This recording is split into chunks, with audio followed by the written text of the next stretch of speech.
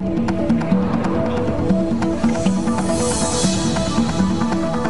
New York Stock Exchange. When the funds in your 401k buy or sell stocks, chances are they trade them here or on another big exchange like the NASDAQ. Every time funds do that, brokers charge a fee. It's a legitimate cost, but the funds don't pay it. You do. And here's why that matters. Critics say brokerage fees can double the cost of your funds without you knowing it, because funds deduct this charge from your returns without sending you a bill. To learn more about hidden brokerage costs, we headed to Bluegrass Country to talk some more with Dr. Greg Caston, president of Unified Trust Company, and a board-certified anesthesiologist whose chief specialty these days is diagnosing what ails retirement plans. He's assembled a special database that enables him to calculate the impact of hidden brokerage fees in mutual funds. The hidden trading costs, or these what we call these transaction costs, stem from not the plan participants doing any trading, but the actual managers of the mutual funds themselves buying stocks or bonds as they try to manage the portfolios in an attempt to try to outperform the market, which is very difficult.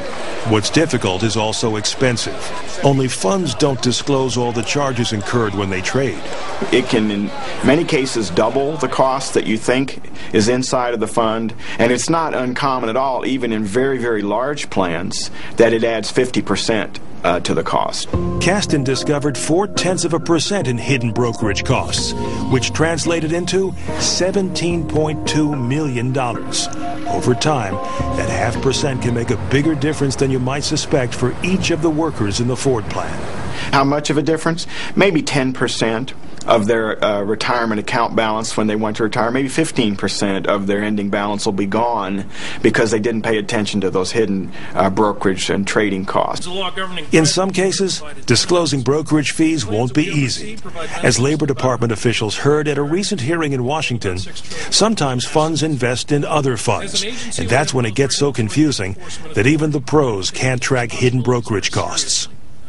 Every trade on this chart costs money, and you can see how they can add up.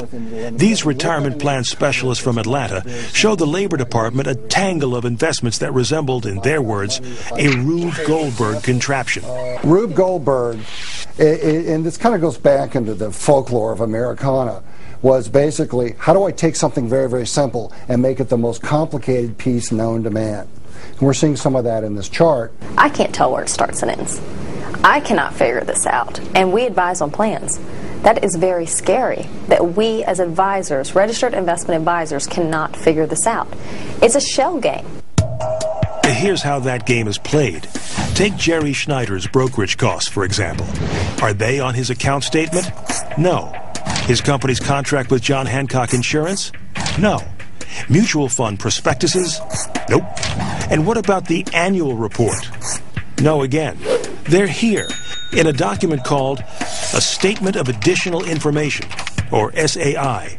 This SAI for one of Jerry's funds lists the brokerage fees starting on page 118. Remember in The Wizard of Oz when they say, pay no attention to the man behind the curtain? Pay no attention to that man behind the curtain! Because there's a whole scam, there's a whole front going on, and you're not supposed to figure out what's going on behind the scenes. That's what the problem is. So what I think we have to do is pull back the curtain and say, here's how much money your fund earned. Here's how much money the managers took out of it. Here's how much money you got left over. You know, we can't be absolutely certain about a lot of things in the stock market. But the one thing that I am completely certain of is the more the fee I pay for the provider of the product, the less there will be for me.